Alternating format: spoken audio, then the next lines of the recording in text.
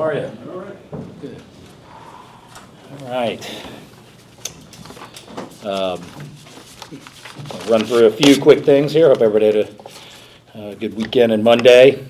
Some good news out of the airport.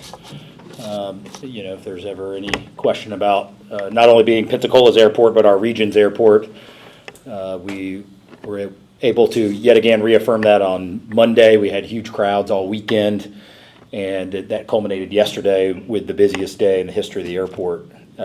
We had about 15,400 total passengers in and out. And the second busiest day of all time was July 7th of last year. The peak hour yesterday, we had 762 screenings. And just to give you, at full capacity, full staffing, which we're quick to sometimes criticize TSA, they were at full capacity all day long yesterday, all equipment up. Our full capacity is considered to be 600 people an hour. So our peak hour was 762. And even with that, the longest ever section that people waited was 31 minutes. And the average wait time was just over 13 minutes getting through on the busiest day we've ever had. So, again, oftentimes, every few months we'll catch a stray somewhere with somebody waiting in the line for a long time, and that happens when you run an airport.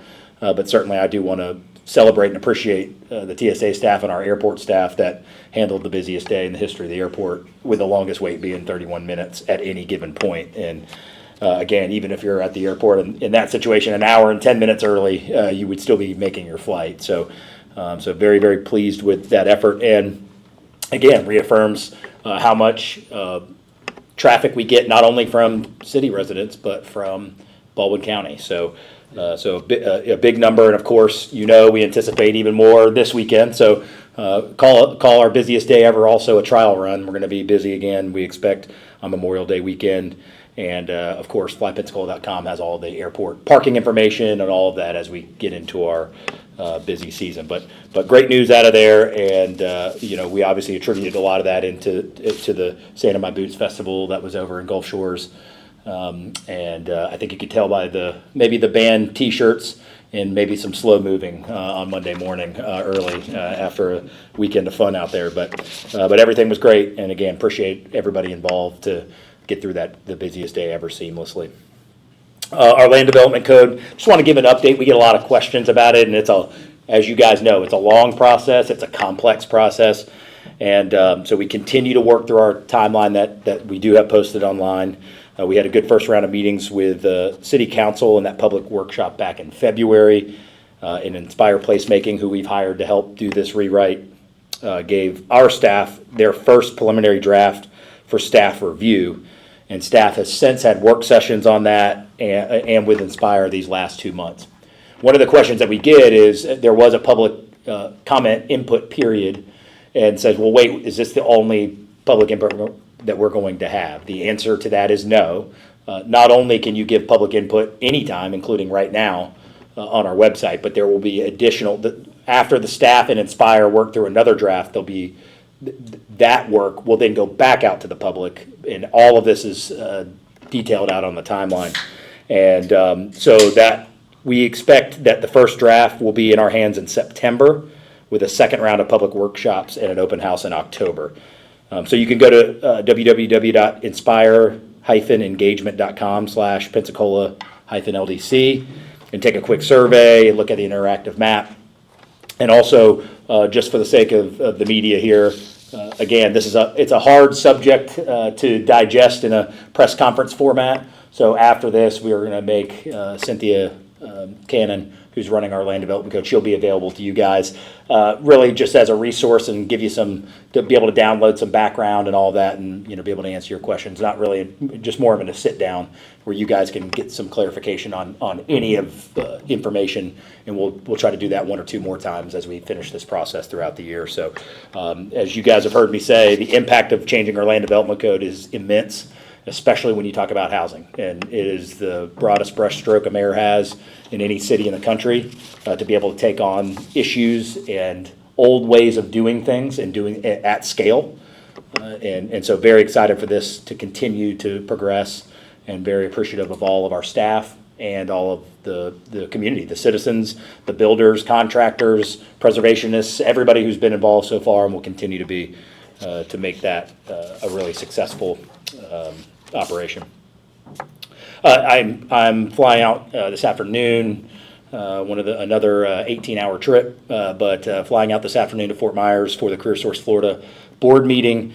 But excited to speak on a panel. I'll be with Alex Kelly and a couple other who runs Florida Commerce, and a couple others speaking on a panel about I believe it's called Retaining Florida's Future and Keeping Young Professionals Thriving in the Sunshine State. So excited to share what we're doing up here, what we're hearing, what issues we see, and also I'll be spending a lot of time talking about the child care initiative and priority, because I believe that is a staple of keeping young people here. So if you saw the Florida Chamber data, and I think that's why this is topical, is you've seen the migration to Florida over these last couple of years. These post-COVID years have been very positive for the population of Florida.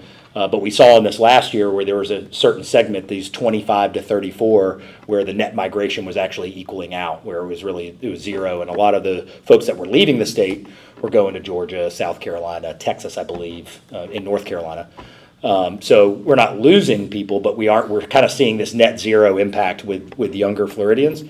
It's probably a little too early to say that that's a trend. That's 1 year. But I think there's going to be a lot of data that supports that might not be a trend, but it's something to pay attention to, and I share that with you because that's why, from a child care perspective, you think about the ages of 25 to 34, and that's people trying to get established in their careers that are not going to be seeing the wealth, hopefully, that they'd be generating in their 30s and 40s, but they're in the age of having young kids, and so we're wanting to face that head on. So I'm appreciative that they're allowing that opportunity and getting to talk to our workforce board throughout the state and everybody listening throughout the state about what we can do.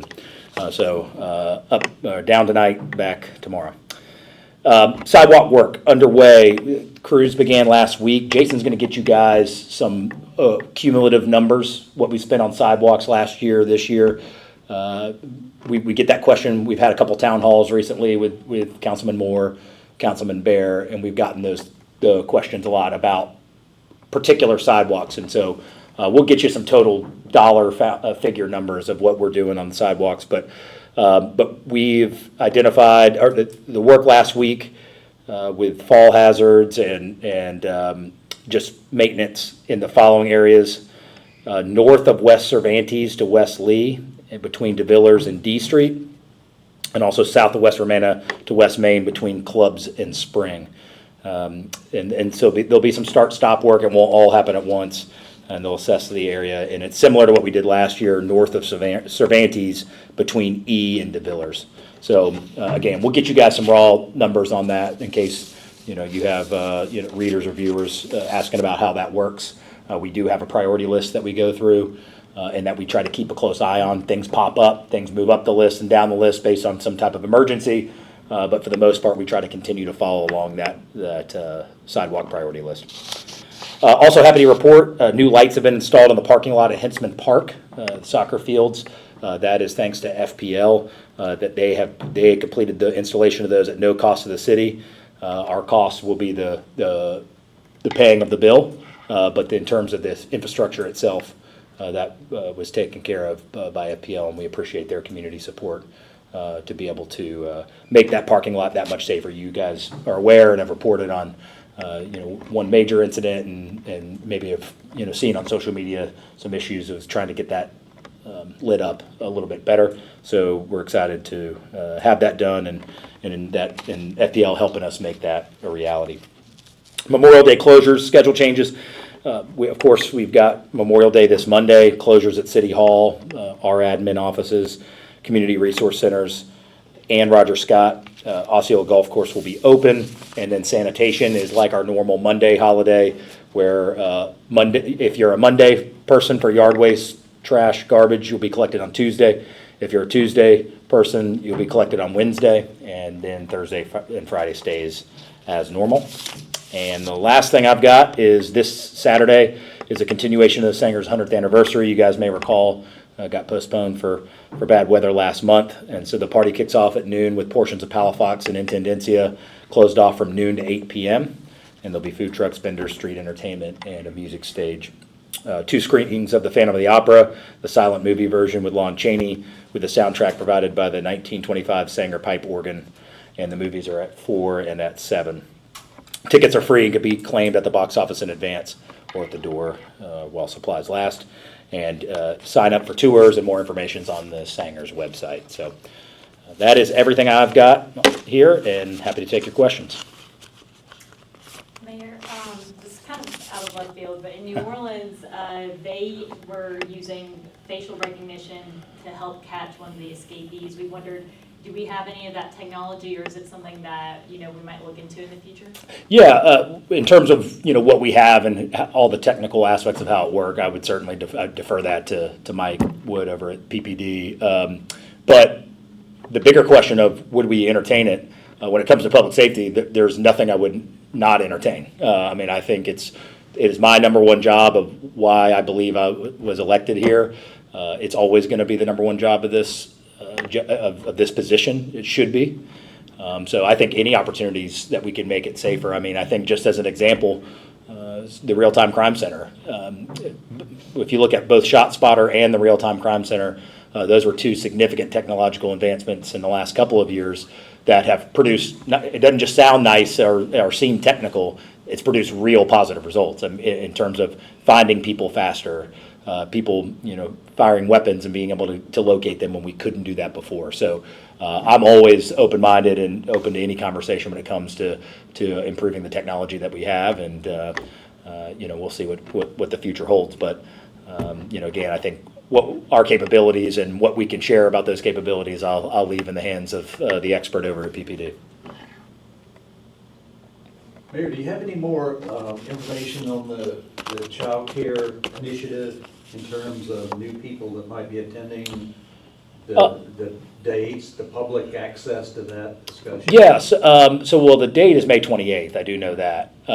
Obviously, what we're asking is industry experts to be having kind of a roundtable discussion. It's going to be in the building. We can get you details on what access would look like. Off the cuff, I don't see necessarily an issue if there's folks from the public, like any meeting in City Hall, that would have access, but I would need to confirm that of what the room space is and all that.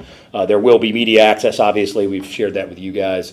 Listen, we believe it's going to be a positive outcome, and we want people to know the steps that we're taking. So any limitation of that would just be logistical, but I just don't know that off the top of my head right now, other than we know that it's May 28th. So you've still got the Miami-Dade Children's Trust director coming? That's correct, Jim Hodge. Are you picking up the tab for that, or is the Children's Trust here? That's a good question. I don't know, but I'm good either way. I don't know if they're doing it on their own or if we're buying their plane tickets, but in either sense is definitely, I would believe, a huge. The fact that they would give their time and give up an entire day, the head of the Early Learning Coalition for a county the size of Miami-Dade, and the head of Children's Trust the size of Miami-Dade, the fact that they would be willing to give it their time, I think a plane ticket, if that is the case, I'm honestly not sure. If that is the case, certainly I think well worth the investment to have that type of knowledge in the room. Well, at least they can get a direct flight. Right? They can. Well, with our amazing airport, and you can see how quickly we get passengers through. I promise them a seamless experience when they get to Pensacola International. Mayor, you were at the county commission meeting last week. The county seems to be still struggling with the trust over the CRA dollars. You don't seem to be having a problem, other than the difference of using it for summer youth employment versus child care. What's the difference?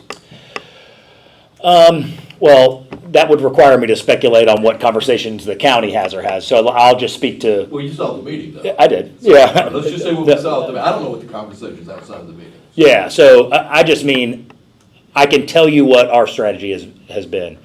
Our strategy has been to engage the trust from day one and say, how do we come up with a harmonious balance of what I want is the dollars that were owed to the city to be invested in the children of the city. That's my goal. I'm okay with it being services. I'm okay with it being childcare access. We have so many, there isn't enough money in the trust to solve, I don't believe, to solve magically every issue that we deal with on just services. So the infrastructure side, it isn't that there isn't validity in my mind to could we add infrastructure around schools, around childcare centers that would be beneficial to children? Of course. I think you could make the same argument. How many tens of millions of dollars could we spend on infrastructure in the city before we would solve all our problems? I just feel, for me at the city, I feel like our goal here is to have people want to live here. And what we both know from living here a long, long time is the biggest hindrance to economic development and the biggest hindrance to people wanting to live here is they go to Santa Rosa County or they go somewhere else and because of education. And we see, and you've seen the numbers and I've seen the numbers of the issues that we have at getting kids ready for kindergarten. That's it. And so we have such a large hill to climb here from a service standpoint that it's never deterred me off of the idea that we can certainly find something harmonious that the trust would normally support and then be navigating that into something that is hyper-focused inside the city limits. So that's the position I've taken, and we've tried to be in lockstep. We haven't always agreed either. We've had disagreement on the phone and, about how things would work and which direction they go. But at the end of the day, I think we all want the same result. The trust wants to help kids with services, and so do I. So I just feel confident that we're going to get there, very confident that we're going to get there. And we just try to continue to keep each other in the loop and stay together and keep our eyes on the prize. So your expectation is to get the CRA monies going back to 2021? Is your initiative, or you're going to give those up? No, well, it may be some combination. We may look at we really need to see what happens May 28th for us to decide exactly what's going to be asked. What we know for sure, of course, we're going to be asking for money in the future, but what are those requests going to be? What are those initiatives going to be? I could see the city making a sole source request, I think as was mentioned in the county, as an option. Right. To say, well, okay, we have this child care initiative, we'll use future monies and have a sole source request. I think that's a possibility.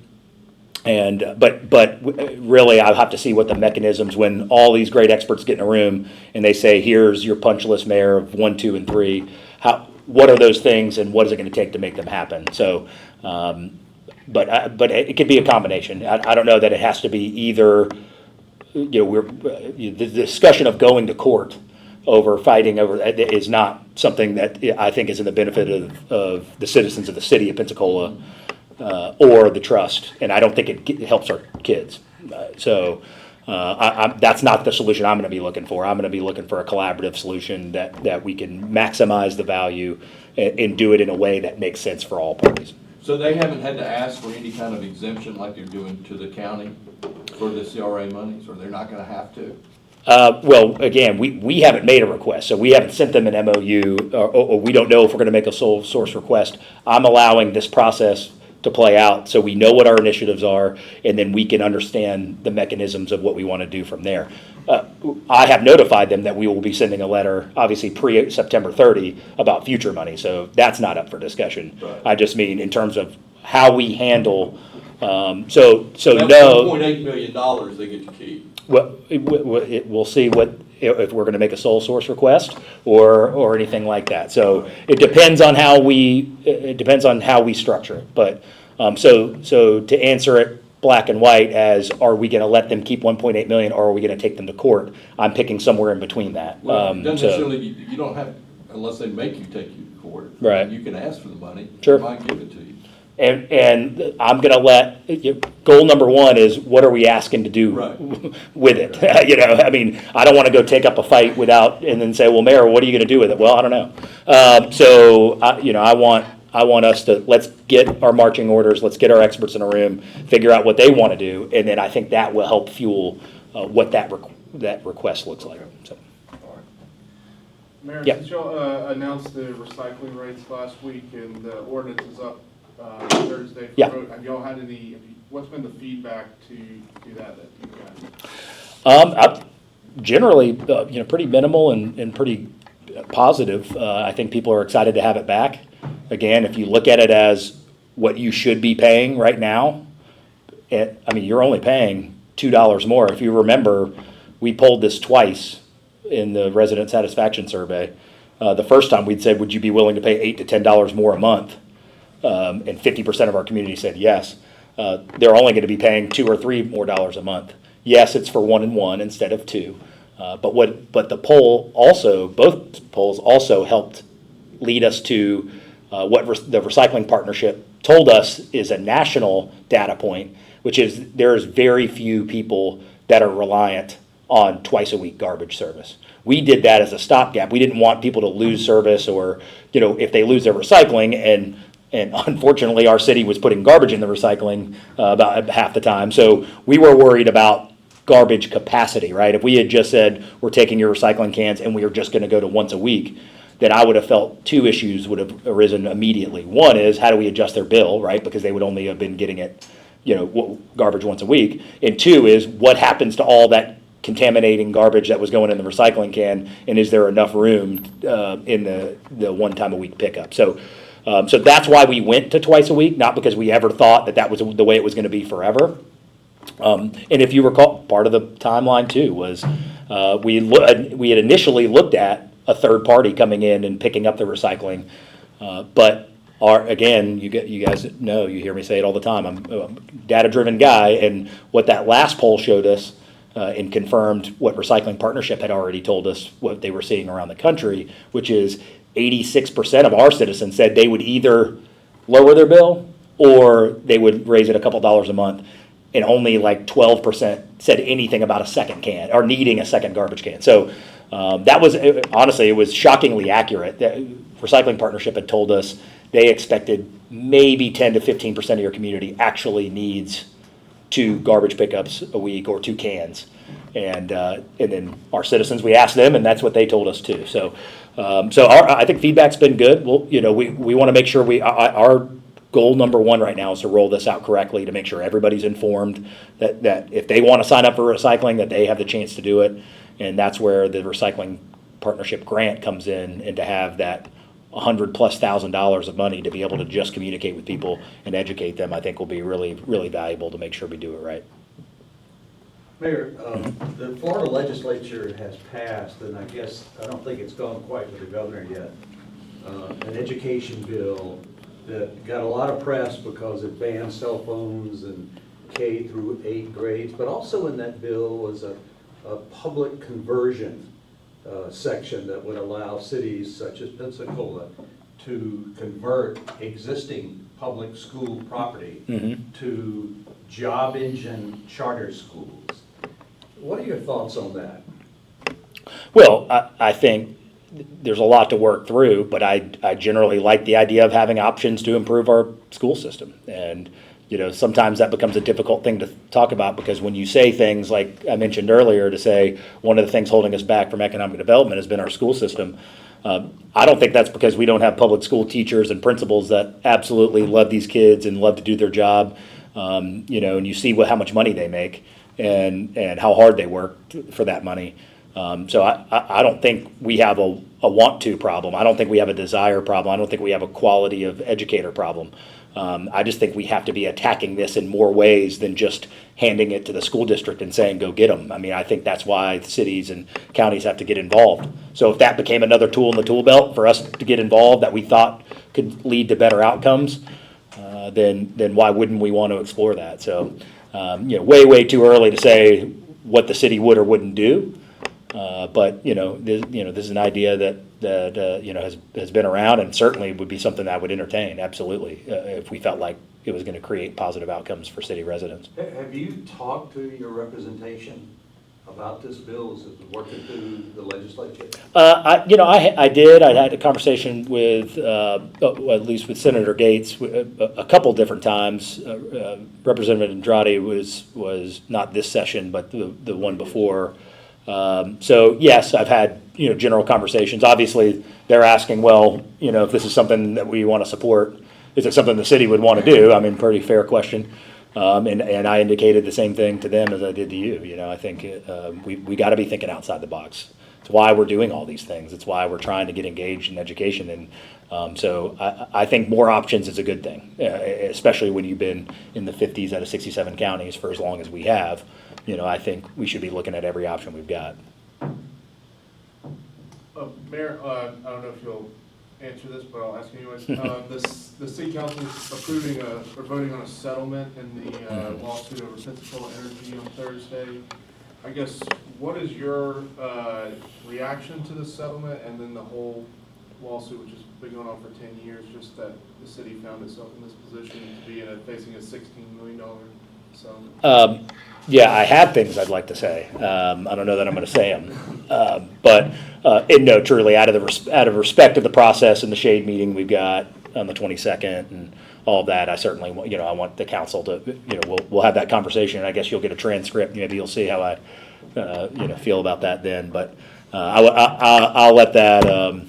Let's have that meeting with council first, and then before I, comment publicly. But I guess the one thing I can say on the record is I'm glad to try to get this behind us. 10, 11 years in the making to try to get this issue behind us and move forward.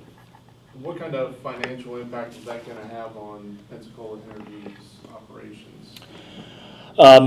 Again, I don't want to speculate, but we certainly know what the impact is, and we feel comfortable and confident that I can speak from a user perspective. There should be no significant impact to service to any of that. Obviously, there are going to be some adjustments, to how things are going to work, maybe on your bill, but there should be no impact, major impact to operations.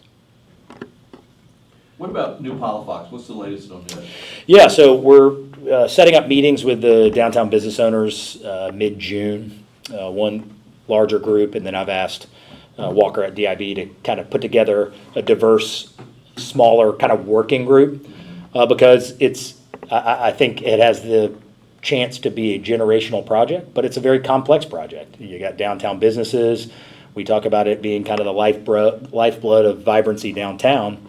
But with that comes I've never had a construction project where someone called me and said this makes it more convenient, right? It's always going to make it a little less convenient when you're constructing anything.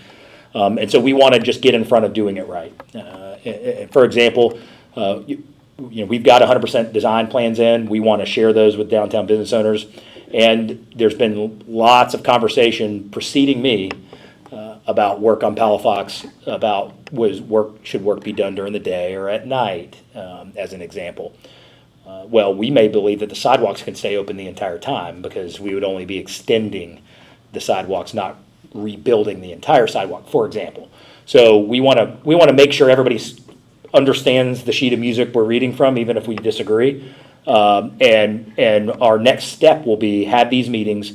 Then once we get good feedback from those downtown business owners most affected by closures and things like that, then we can write an RFP to go see what the cost is going to be. We have a projected cost. I actually haven't even seen the updated one with the bollards and everything in it, but we promised the downtown business owners that we would have a conversation with them before anything was decided, and sometimes people believe that and sometimes they don't, but I believe these meetings in June are exactly that. We have to put in the RFP our comments about day work, about night work, what closes, what doesn't.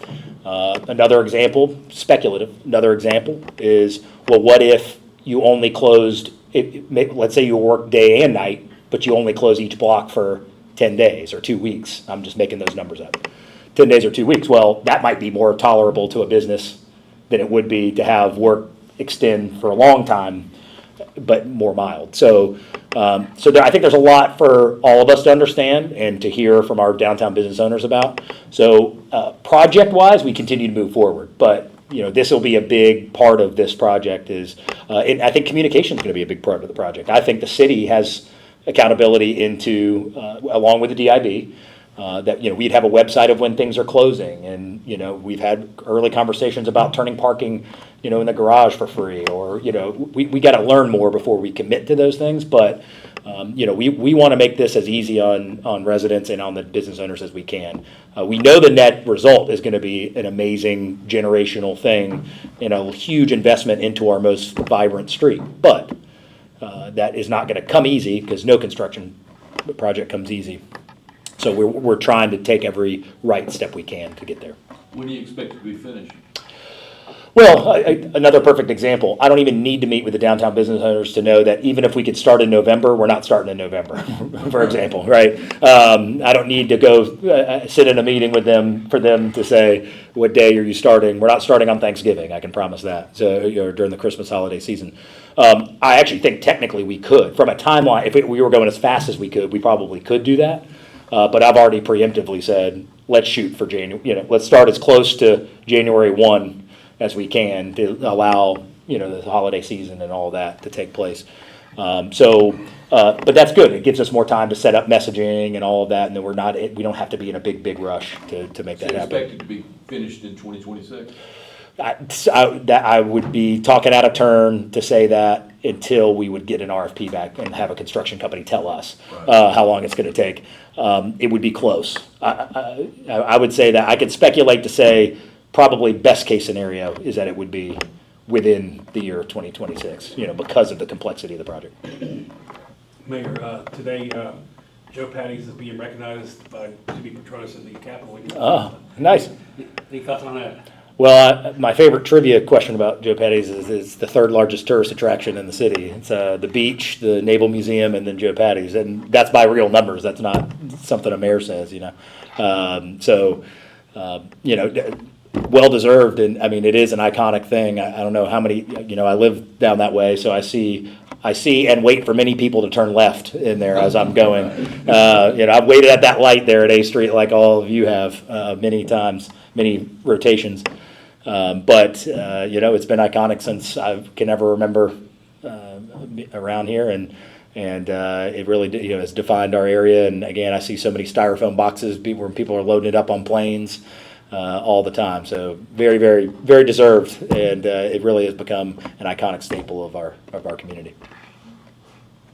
Mayor, City Council is also voting on Thursday for ground lease with SYSA and for the long-awaited Rafferty Center. Yes. I guess what's your thoughts on that and what that means for the city?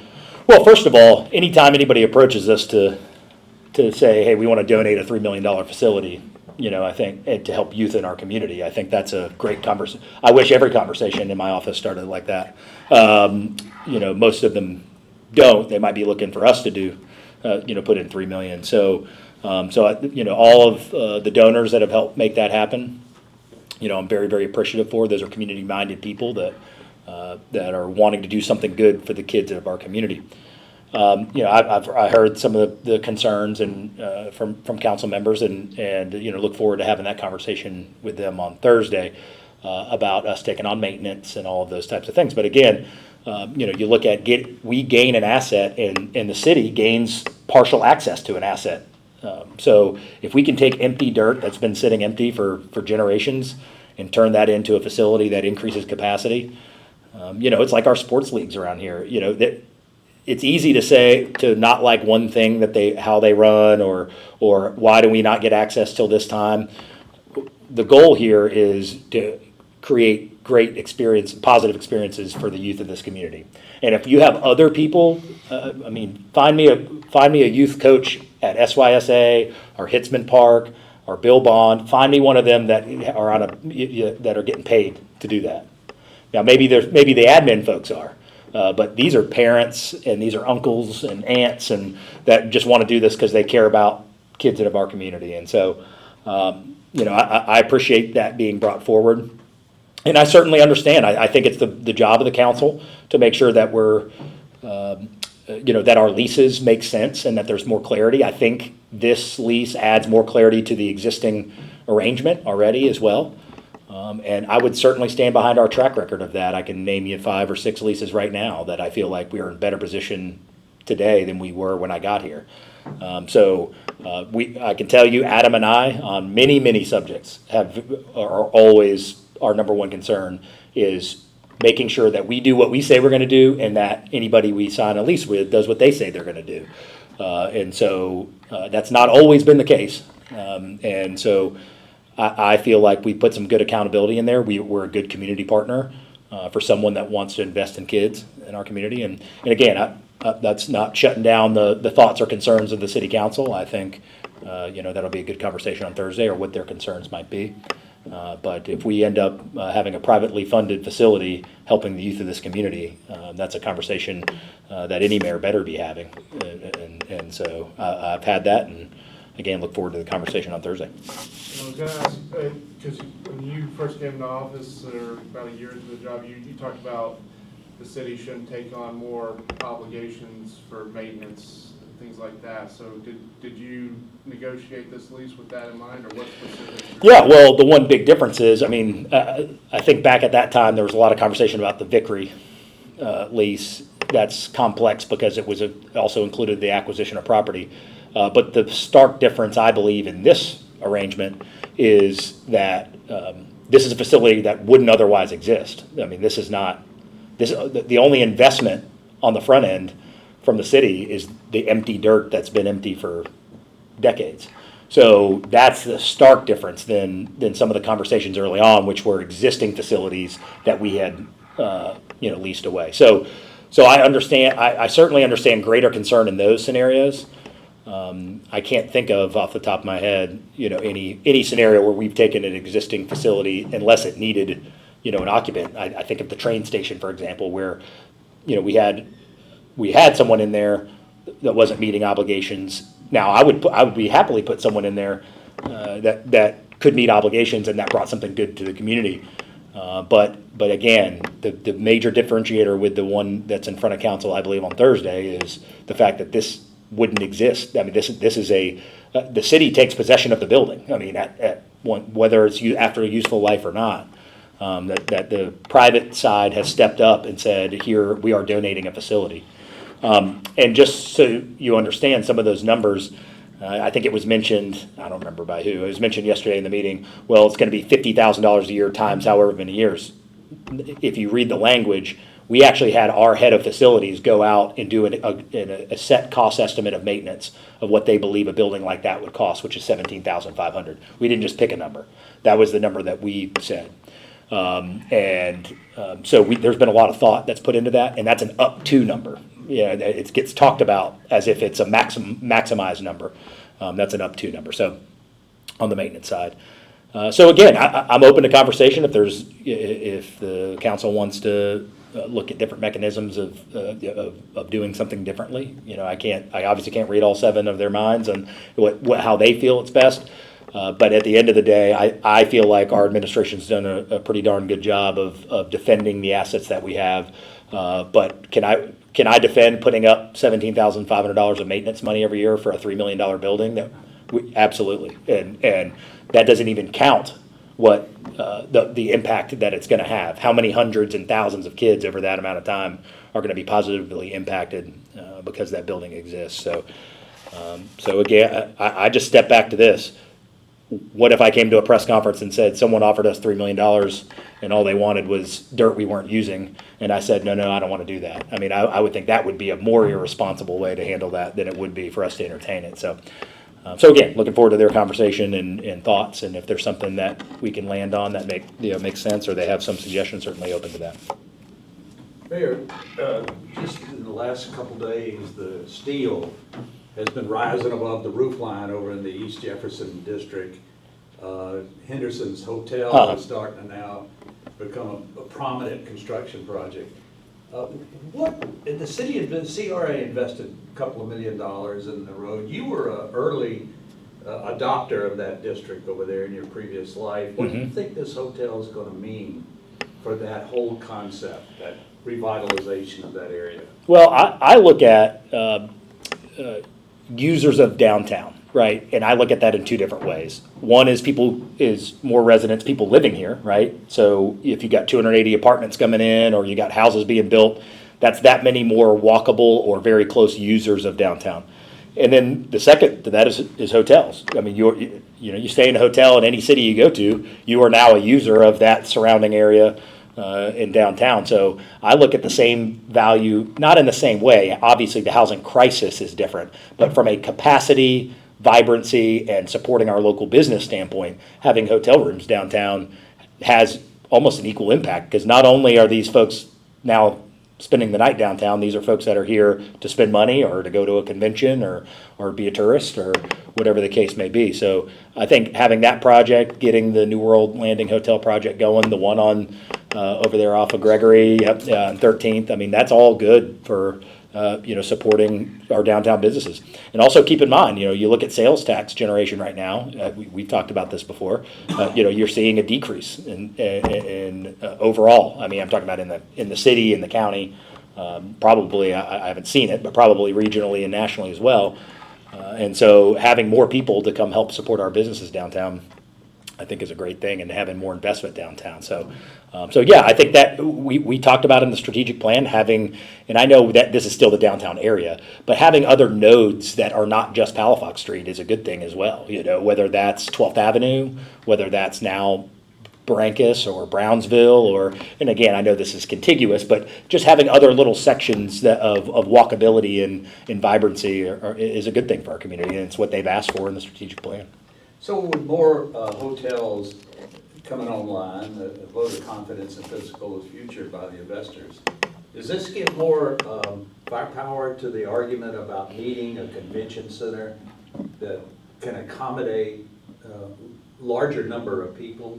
Yeah, absolutely. I think a convention center, and this is, I don't want to be spun into opining on Bay Center, but if you're just asking me the question of are we ready for a convention center downtown, I think so, and I think we have a different card to play than everybody else, than all of our other neighbors do. We have a beach that looks like the best in the world, and we've got a real local downtown with soul and local restaurant owners and chefs and bartender. It's not just a beach destination; it's a real downtown with soul. So to have those two things, if we were to be able to take on capacity at convention centers, I think that really moves us up the line, really, really quickly when you look at other neighboring options. So, maybe I'm biased because I'm in this job, but I'd feel if I wasn't here tomorrow, I would feel the same way. I feel like we've got a great 1-2 punch here that I think is absolutely ripe for having business owners and businesses and conventions down here. And so, if the right opportunity presents itself or the right situation presents itself, I think that's a great conversation to have. And speaking of, I believe we're shooting for July 10th as the joint meeting for. So you did spin off. Yeah. Speaking of, but no commenting on that. But the reason it's coming in late is it was as I was walking in here, I believe council said that they can make July 10th work. We knew commission could, I knew I could, and we were just getting the update as I was walking in that on the July. So not final yet, but probably would be by today. We're looking at July 10th as that joint meeting with the council. Location, the BOCC is going to admin the meeting, so you'll have to add. I know Commissioner Kohler had mentioned doing it at the Bay Center. I don't have any information on that yet, but just in terms of the date. Does this joint meeting now do away with the advisory committee, or is that idea still on the table, at least from where you sit? Well, from where I sit, listening to the commissioners, I agree with what I felt like the general assessment was, which is, hey, why don't we all get in a room and figure out what it's not even to eliminate the subcommittee. Let's, one, decide if we need one, and two, if we do, what is that committee going to be asked to do? Because I think that's some of the confusion right now, why I think a lot of folks at a lot of different agencies feel like they need to be on it, is because no one has set any guidelines of what it was going to be. I had mentioned, say, hey, from government, to me, it was to represent the government in a subcommittee type way where we could, if decisions needed to be made or we needed to, I don't mean on what type of buildings, but I'm talking about on just moving the process faster was the idea I had. And who knows, maybe that could still do it, or we might have a joint meeting and I might change my mind. But I think let's have the joint meeting, and I have a suspicion that we will all arrive at some type of clarity of whether we need one yet, or if we do need one, what they'd be doing. I think it's better for all involved for us to have this joint conversation first. On that, I guess, how important do you think it is to have like out of this joint meeting, like a timeline of kind of when all this is gonna happen? Because you see the broader macroeconomic things that are going on, like yesterday, the Moody's downgrading the US bond rating is gonna cause the cost of borrowing to go up, and this is primarily gonna be funded with bonds from the TDC. Like, if the economy changes, Yeah. and is that gonna increase the cost, which lowers what potential things that could be done at the Bay Center, or ideas like a convention center, that thing? I guess, how important is it Yeah. to kind of get this on going? Well, listen, I feel like that's my general urgency. Is not to rush. Now, where we were 5 years ago economically versus 2 years ago versus today versus 2 years from now, to be honest, who knows which way the waves are going to turn. It might be better 3 years from now or 2 years from now to build a large building. Who knows?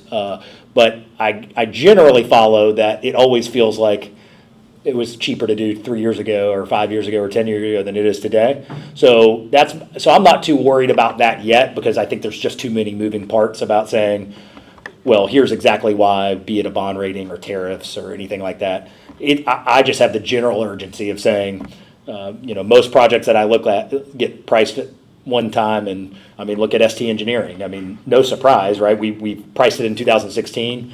We're working on 2024, and it's $40 million short. Well, that's not because anybody mismanaged the dollars or overspent. It's because 2024 dollars are massively different than what it was in 2016. So, it comes across our desk like that all the time, and so.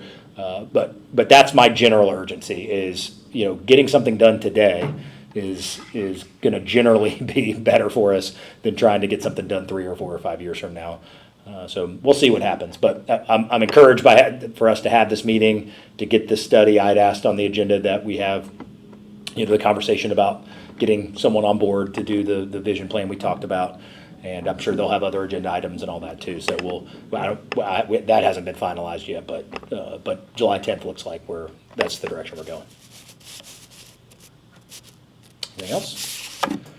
All right. Again, we'll have Cynthia here, kind of just do some sit down on any questions you may have in LDC, and then go from there. Thank you, guys.